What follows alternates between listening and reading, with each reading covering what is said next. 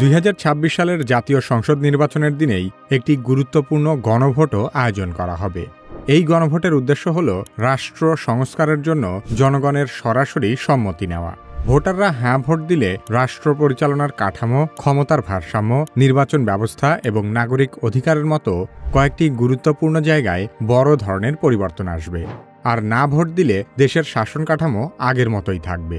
অন্তর্বর্তীকালীন সরকার জনগণকে হাঁ ভোট দেওয়ার জন্য ব্যাপক প্রচারণা চালাচ্ছে, কিন্তু এখনও দেশের অধিকাংশ মানুষ আসলে জানেই না আগামী গণভোটে হাঁ ভোট দিলে কি হবে আর না ভোট দিলে কি হবে। হাঁ বা না ভোটের পক্ষে বিপক্ষের বিষয়গুলো নিয়েই আলোচনা করা হবে কি কেন কিভাবে এই পর্বে।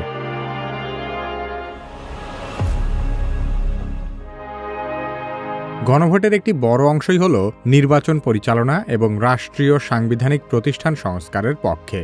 সে কারণে গণভোটের ব্যালটে হাঁ ভোট দিলে যেসব বিষয়ে পরিবর্তন আসবে সেগুলোর মধ্যে অন্যতম হল তত্ত্বাবধায়ক সরকার, নির্বাচন কমিশন এবং সরকারি কর্মকমিশন গঠনে সরকারি দল ও বিরোধী দল একসাথে কাজ করবে।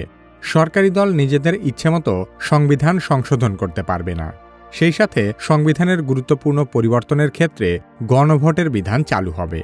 আওয়ামী লীগ যেমন সংসদে সংখ্যাগরিষ্ঠতার সুযোগ নিয়ে তত্ত্বাবধায়ক সরকার ব্যবস্থা বাতিল সহ বেশ কিছু জনগুরুত্বপূর্ণ বিষয়ে আইন পাশ করে নিয়েছিল, গণভোটে হাঁ ভোট দিলে আর কোনো সরকার নিজেদের সুবিধামতো আইন বানাতে পারবে না। অন্ততপক্ষে আইন বানানোর আগে জনগণের কাছ থেকে মতামত নিতে হবে। সংসদের ডেপুটি স্পিকার হতে হবে বিরোধী দল থেকে। গুরুত্বপূর্ণ সংসদীয় কমিটিসমূহের সভাপতিও বিরোধী দল থেকেই নির্বাচিত হবেন।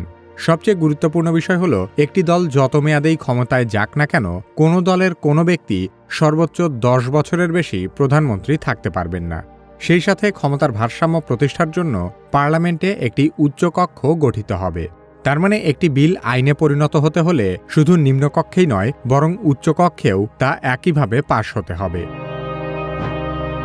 গণভোটে হাঁ ভোট দিলে দেশের বিচার ব্যবস্থা সহ নাগরিকদের বেশ কিছু মৌলিক সুবিধা প্রাপ্তি সহজ হবে। দেশের বিচার ব্যবস্থা স্বাধীনভাবে কাজ করবে এবং সাধারণ জনগণ আবারও উপজেলা পর্যায়ে বিচার প্রাপ্তির সুবিধা পাবে। অনগ্রসর গোষ্ঠী হিসেবে সংসদে নারীর প্রতিনিধিত্ব পর্যায়ক্রমে বাড়বে। সেই সাথে নাগরিকের মৌলিক অধিকারের সংখ্যা বাড়ানো হবে। উদাহরণ হিসেবে ইন্টারনেট সেবাকে একটি মৌলিক অধিকার হিসেবে স্বীকৃতি দেওয়া হবে, যাতে ভবিষ্যতে কোনো স্বৈরাচার সরকার ইন্টারনেট সেবা কখনো বন্ধ করতে না পারে। বর্তমানে প্রচলিত আইন অনুযায়ী রাষ্ট্রপতি যে কোনো দণ্ডপ্রাপ্ত আসামিকে নিজের ইচ্ছেমতো ক্ষমা করতে পারেন, কিন্তু গণভোটে হাঁ জয়যুক্ত হলে ভুক্তভোগী পরিবারের অনুমতি ছাড়া রাষ্ট্রপতি কোনো অপরাধীকে ক্ষমা করতে পারবেন না। বাংলাদেশ বাঙালি অধ্যুষিত হলেও এদেশের পার্বত্য অঞ্চলসহ সারা দেশে আরও বেশ কিছু ভাষাভাষী জনগোষ্ঠী আছে।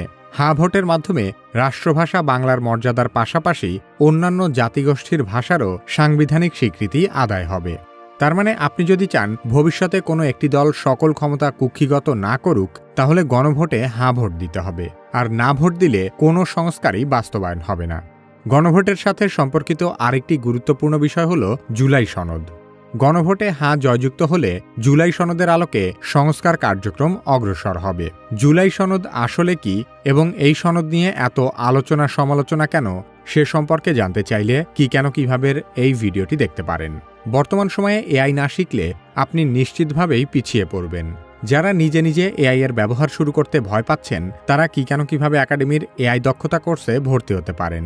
ভিডিও ডেসক্রিপশন ও পিন কমেন্টে কোর্সের লিংক দেওয়া আছে।